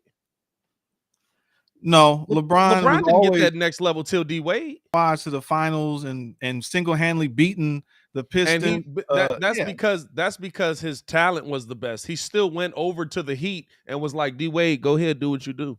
Well, no, we're not going to go down that path. That was one of the weakest moves of all time, in my opinion. That actually was but even so, when he got to the Heat, he was like, "Oh, it's your you work in the final. You go hard in the finals." You know what I'm saying? Like, I'm the ambassador of the league. I'm going to leave and come to your town, and then let you get. It's your team all of a sudden, and then you don't even do the job you're supposed to do. Y'all thought y'all going to win 5, 6, 7. Right, but that's a mentality. D Wade even said, we had to let Bron know, like, no, this is your team. You do this. You go. You be that. Like, DeMar DeRozan is gonna have to have that moment with Zach LaVine. DeMar DeRozan isn't gonna be able to keep this up. Zach LaVine's gonna have to be the best player on your team. He's not gonna keep this up for the next 10 years. You know what I'm saying? Look, I don't disagree with you. All I'm saying is that we're seeing incremental growth in Zach. When is the Bruce Leroy Enter the Dragon, Last Dragon, the glow, like, oh, I'm the master. Yeah. Does he ever have that moment? When does he catch the bullet with his teeth? When does he catch the bullet with his teeth? I mean, I agree that I feel like he gave the reins away too easily, but I feel like he's trying to learn how to become that guy. Yeah. He's never had to be that guy. Zach LaVine has never even been on a team where the talent next to him was close. Like, there's never even been a question in there. You know what I'm saying? So, like, I can't say that Zach's never going to get that mentality because I watched Jimmy Butler get it. Mm-hmm. Jimmy Butler was the end of the bench dude that came in for defense. Tom Thibodeau didn't even want to play him. Yeah, but my point is that the old saying of just grabbing the reins and pulling up your bootstraps, and Zach has definitely got talent. He's definitely got the ability. It's when does this kick in that he really is that guy? So the only reason why I brought up the whole issue even of Dame, where it's like you're bringing in the true leader versus now DeMar comes in and basically it's DeMar's team that Zach is helping contribute. No, agreed. I agree. I think that Zach has unfortunately become the number 2 on this team. He's become your second option on this team. But I don't think that means he can't be a number 1. I think that means that DeMar came in and is having a historic season. Yeah. It cracks me up how people look at DeMar's season right now. I was like, y'all realize it's like one of the best seasons in a long time in NBA history. You know what I'm saying? What's Blank says, stop it, Pat. Jimmy was a grinder. Zach is not win at all costs, dude. That's all I'm saying. Jimmy was a grinder. but I Ja the can't say killer. Zach LaVine isn't. He Zach LaVine is doing this off of an ACL injury. Zach LaVine was the third option on his team, barely. Gets traded to Chicago, comes back off of an ACL, improves every single season until the year where he finally got a teammate next to him who's got a similar level of talent. Let's not look at one season and say Zach LaVine has gotten worse. No. We're not okay. Here we go. Where are we at? What team are we supporting right now? What have we witnessed? I know what I've witnessed. We've seen having Michael Jordan being one of the greatest players, dynamo, pretty much out the gate. They get Scotty. Scotty had to mature, the maturation process. Mike couldn't win until he got a capable player, right? But the point was that, yes, even Scotty was definitely the guy. Now, when he had his chance, he still couldn't. He got him far enough, but he wasn't the real dog. I don't know. I feel Zach is more in the Scotty realm of great player, top whatever, all that. But is he going to be that guy that's like, he got to get it done? Like my man said, is he going to win at all costs? I don't know if he's that guy. I mean, I get you, but if we're going to use the Jordan comparison, how'd those first few seasons go for Jordan? No, Jordan was great. You're missing the Improved point. every season, stat-wise. No, you're missing the point about the mentality. Jordan still attacked it with the mentality. Even Russell Westbrook, those guys had the mentality, that dog mentality. John Morant, I see that. Does Zach? My thing is, does Zach ever morph and go to that level of mentality, or does he stay in the more Scottie Pippen, Paul George-ish? Just a great player. You can't take it away from him. Yeah. I don't think he has it though. I think Zach LaVine can absolutely be a number one on the team. And I think that it's more attributed to the injury that he hasn't done more this season. More attributed to him being hurt. He's not injured because he's playing. More attributed to him being hurt. Kirk Heinrich mentality, no mentality. Hey, Kirk Heinrich came out swinging. Don't mess with Kirk. I think it's more attributed to him being hurt that he hasn't done more. Because remember this season, it's such recency bias with a lot of people. You know what I'm saying? We were leaving games. Wait, we were leaving game. You said what? You talking about Zach got more athleticism than Ja. Ja can't beat Zach in the dunking contest. We ain't talking about no dunk contest. Like, you silly, man. We talking about Zach. Real Zach game. had Zach still has a ridiculous amount of athleticism, but Ja Morant is ridiculous. Ja, he's got that, like, he's more like, they said they compared him, what was it, D Rose and Iverson kind of deal. And I'm like, he really actually has more of that Mike lift body movement, because he can contort his body and float a certain way. Like, you know how Mike had that one where he leans in and his feet kind of flare? Like, Ja's got that. Like Rose's power, super explosion. And Iverson, he's just Iverson with way more hops. That's all. You know. Yeah, Ja kind of ridiculous. Ja different level. He's a problem. Hey, I'm not gonna lie to you. I said that when the trade. I said trade Memphis Zach LaVine for Ja. For the number one pick right now. Zach LaVine, Kobe White, whatever you got to trade it. Yeah. I said that then. Hey, I still stand by it. But look at MD. My point, MD, like DeMar caused Zach to mentally take a secondary role. No, he regressed to his natural role. He didn't cause him. I think he is more comfortable in that type of role. We want him to be this guy. He has gotten better, but he's more even Scotty. That, though, this is the thing. Even with that, like, no disrespect to that, but Klay Thompson got the max. CJ McCollum got the max. You know what I'm saying? Like, number twos also get the max. No, I'm not talking about max anything. I'm saying being the leader, having the dog. Who is he going to be? That guy that he is the focal point of our team. We go wherever the leader goes. Yeah. The ship goes down with him.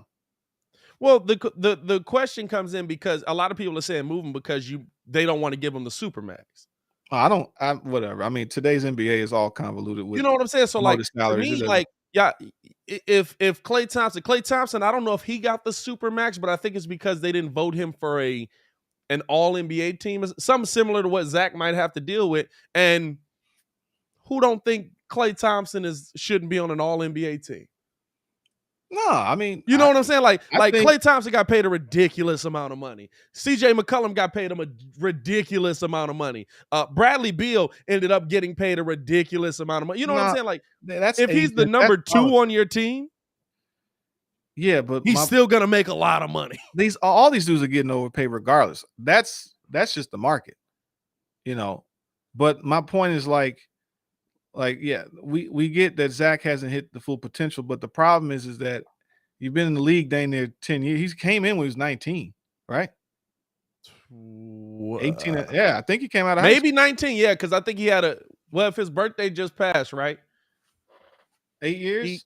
He would have came in at 19 because his birthday's today. March Madness is starting. UCLA, I don't know if they were in the tournament, but I know the draft ain't here now, so he probably would have came in at like 19. Yeah, money's separate. Yeah, that's what it was right there. That's what it was right there. They voted Kemba over Klay. I remember that. He didn't get paid. Yeah. So, by the way, Klay was on third team All NBA. but you know what? He was trying to make third team. You're hearing that a lot of this stuff is politics. I've seen clips where they're saying how like a guy, he needs so many shots and they'll sit a dude because he needed one and he missed $1 million. Like a lot of that stuff is contract based regardless. Because we've clearly seen dudes that can turn it on without a problem. Everybody in the NBA is a killer. If you if you play the NBA guy right now, any one of them can drop you for 50. But they got to fit the role. Well, so like, hey, the best line ever was Brian Scalabrine when Buddy said he could beat him. Brian said, "Hey, I'm closer to LeBron than you are to me." Exactly. Hey, that's such a disrespectful bar. Bro, that's such a disrespectful bar, bro. Because you got to think, like, realistically, Brian Scalabrine is like the bottom of the NBA. Yeah. So he like, I'm closer to Bron, who's the top of the NBA, than you are to me. And then he proceeded to cook that dude. I love when I say that to kid, though. Kid be like, no, I'm cooking Scal. I'd be like, I don't know, dog. Scal like 6'9", got a jumper. Scal got game, dog. Yeah, man. That's the white mamba out here. Shout out to Scalabrine. What's my man talking about recency bias? First of all, Allen Iverson is one of the greatest shooting guards in the game. What I'm saying is Ja has probably a 42-inch vert, whereas Iverson probably had like a 35 or a 30 whatever, and he wasn't flying and dunking on everybody. He could dunk, but Ja is crazy. He got some crazy hops and athleticism. But this is just it's also different. You know what I'm saying? Like, it's Allen Iverson who's 5'11". They gave him 6'1", but we all know. Right. But my point was that the killer and the athleticism, the shooting, he moves like him, but just it's a reminiscence. It's not like it's a negative thing. Yeah, Denzel Valentine. Yeah, he sure would. Said what? He said Denzel Valentine was like, you know what? All of them. Nope. You're not taking it. Nope. Pull up. Set the date. I've been saying this. I've been saying it. Now he might beat me. He might beat me. He's going to beat you. He's gonna beat me, right? He will. He's gonna beat me. Isn't he 6'7"? But I got 5 buckets for Denzel Valentine for sure. Dude, no. I got a solid. If we played the 7, I got a solid 5 buckets. He's gonna beat me. Well, my whole point while we're going down this whole rabbit hole was just that. Hold up. We talking about this dude right here. We talking about. Come on, bro. Come on, bro. Disrespectful. Fam, it's in the arsenal. This is just locked into the idea. Come on now. Dude. I got a solid 5 for Denzel Valentine whenever he's ready, man. And I'll out-rap him. I don't even think you get one. And I love you. You're my guy. I'm not gonna... Whenever he ready, man. Let me know. Give me a month of prep. Now, it's going to take some prep, right? You've been hooping in the NBA. I can at least get some prep time. Now we need a month of practice. Okay. I need a month. What you want me to just go straight out there? I'm just saying. I don't think it matters. You can. It's an Man, NBA hey, look, player. look. Hey, I pulled a hamstring on the bike yesterday. I'm to the point where I got to stretch before I do anything now. So I didn't gain too much COVID weight out here. So now, hey, listen, give me a month. Give me a month. I got 5 buckets for him, man. I ain't messing with Denzel I give Valentine. you Hey, one. I don't even hey, know. I'll tell you this though. I used to say that about Cameron Payne till Cameron Payne came back. I used to say I definitely could beat Cam Payne, but he's gonna be quicker than me. So I would never keep up with him. Like I could score on Cam Payne, but I'd never keep up. Cam Payne came back a little different. You know what I'm saying? Maybe Denzel does too. Maybe Denzel comes back different. You know what I'm saying? Maybe he stopped rapping, realize that's not the career you want to go down. That's funny. Denzel YouTube hoopers and got it. Oh yeah, he got beat by Frank Nitty. Frank Nitty can ball though. Frank Nitty can hoop though. That's a different level. Now you did get beat by some YouTube. We talking about some LA Fitness export. Well, they don't even have that. Yeah, the regular dudes. Frank Nitty can hoop though. Frank Nitty, I think he got 2 state championships. Yeah. If I'm not lying, if I'm not mistaken, I think he got 2. But yeah. Hey, we appreciate y'all for tuning in. Before we get up out of here, we got about 15 minutes left on this mug, man. We gotta let y'all know what to expect tomorrow. Because March Madness is here. I don't know nobody. I don't know nobody. Levante said, I'll beat you in basketball 1st to 7 and I'll spot you 4. Hey.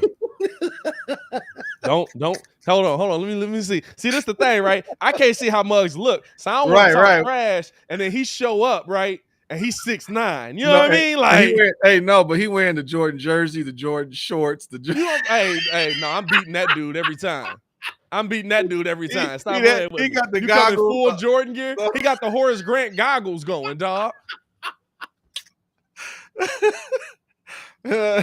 I'll say this. I may not look it, but I ain't no slouch on the court. I can play.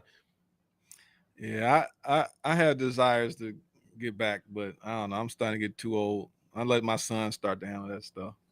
Man, you better start playing. Especially you got that whole court in your backyard. You better start getting out there and shooting around. Okay, I'm being modest. I do plan to come back. I'm just we'll see. I can really focus on actually doing hooping versus all this other stuff. The fitness journey is coming, dog. It's not coming. It's already happening. We finna be ready for this summer, dog. I'm on somebody beach.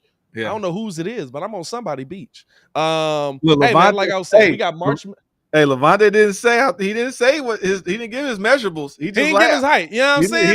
That's why I ain't listen. I can play ball. That's the difference. I can't stop somebody that's 6'8". Well, I can't stop LeBron James. Put them stats out there. Let's see. You know what I'm saying? I ain't scared right now. When I'm 6 feet. Well, I'm 220, but I got to get to about 200, and it's a problem. I'm gonna drop these 20. It's a problem. Oh man. No, but we're gonna be doing our own bracket, right? An interesting bracket. Because we were gonna do top 75 bracket. But then we realized everybody's just gonna pick Jordan at the end. Right. Who's the number 1 in the top 75? Kareem Abdul-Jabbar and Michael Jordan. Yeah, I saw that coming. Right. You know what I'm saying? So we're gonna be doing top sports movies all time. I'm going to make the bracket today. We're going to have it up tomorrow. We're going to post them in the community tab on YouTube so you can go. Now, here's the thing. We're going to give our opinion on it. We're going to vote on it. But this is all based off the vote. Whatever y'all vote is the top sports movie all time, that's what's going to come out. So, I mean, what do we say? What are the 1 seeds, right? What are the 1 seeds we got going into this for top sports movie all time? You got to have at least one Rocky in there, right? Ooh. Rocky 3? Rocky 3. Rocky 3 versus Drago. Rocky 3 is a 1 seed. No, that's 4. Is that 4? Rocky 4 then. Rocky 4 is Mr. T. Mr. Pain. Oh, yeah. Rocky 4 then. Man, whatever, dude. You want Rocky 3? He had to get the eye of the tiger in Rocky 3, dog. The music. Come on, man. He's like, When we Hey, fought, we'll had the fight eye of that a out in the tiger. chat, right? We'll fight that out in the chat. I like Rocky 4 better because it's Drago. You know what I'm saying?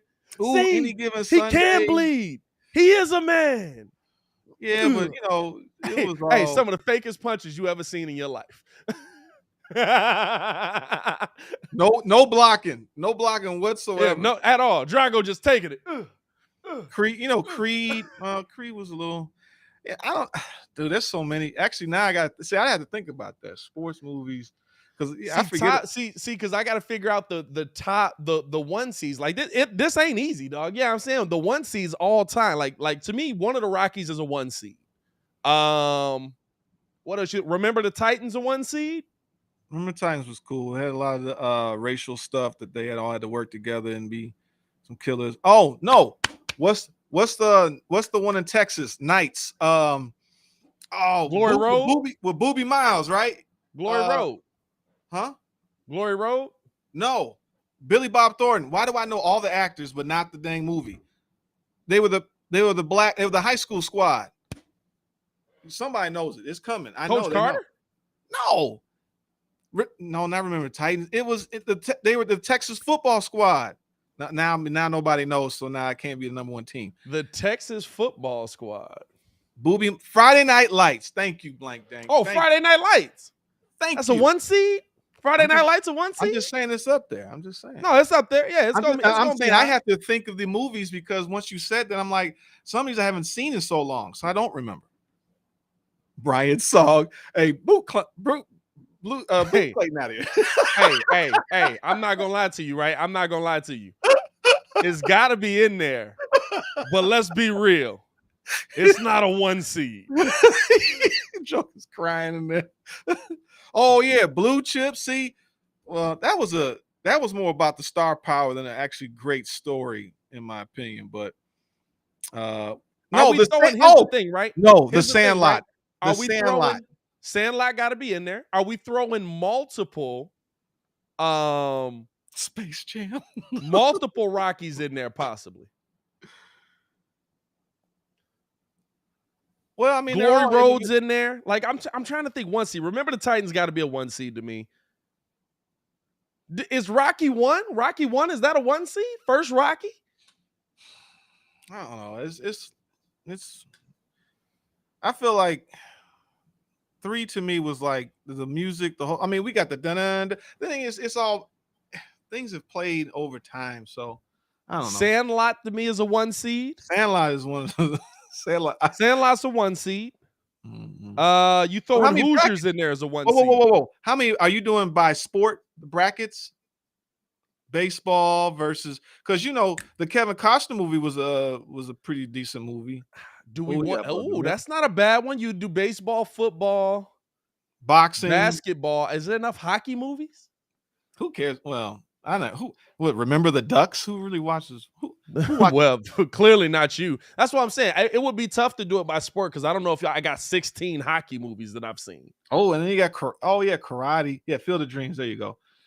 Field of Dreams is a great one. Major League is when I was brought up. Major League is in there. So Enter the Dragon, Karate Kid. I mean, I think that's separate. We're talking about traditional sports, like probably basketball, football, baseball, and maybe we do a combination of like, okay, throw the boxing and the. Yeah, I don't think it's got to be by sport. I think we just do it where top movies. You know what I'm saying? I'm gonna have to figure out all the seeding and all of that stuff. What you need to do, Pat, is list all the movies and have everybody vote in terms of the top. That will then assign the number, the most votes. Because how else can you rank them based off consensus? Really, I don't know. I was just gonna do it.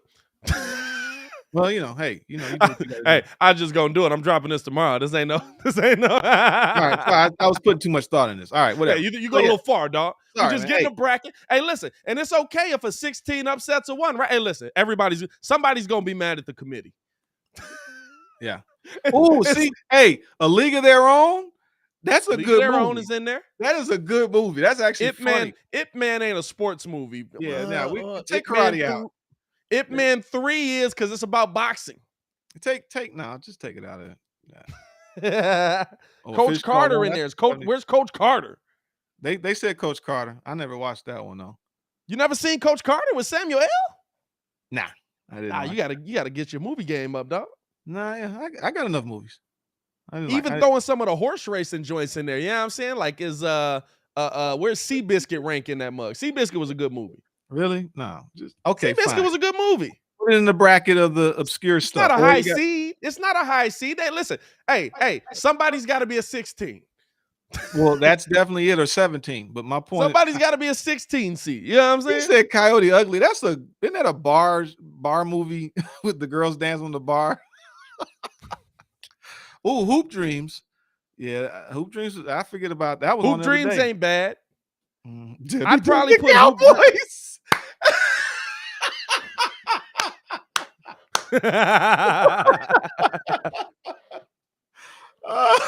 White Man Can't Jump.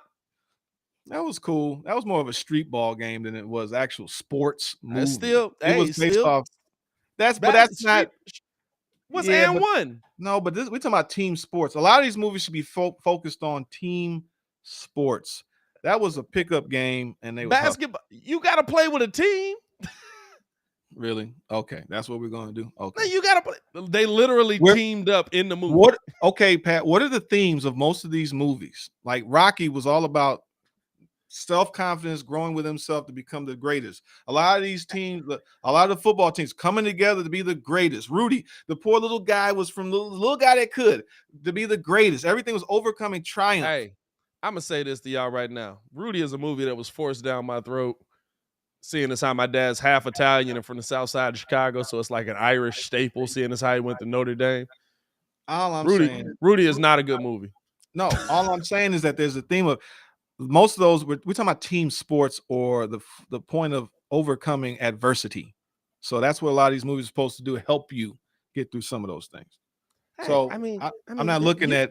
You don't got to vote for it. White Man Can't Jump can lose. You know what, Pat? You put your list together, okay? And we will just play by your rules. Hey, listen. I'm trying to get I got to get doggone 16 teams per bracket, 16 movies per bracket here. And we'll figure it out. It's 64 movies here, dog. Yeah. What else we got? Talladega Nights going on there? That's the theme of overcoming adversity. But,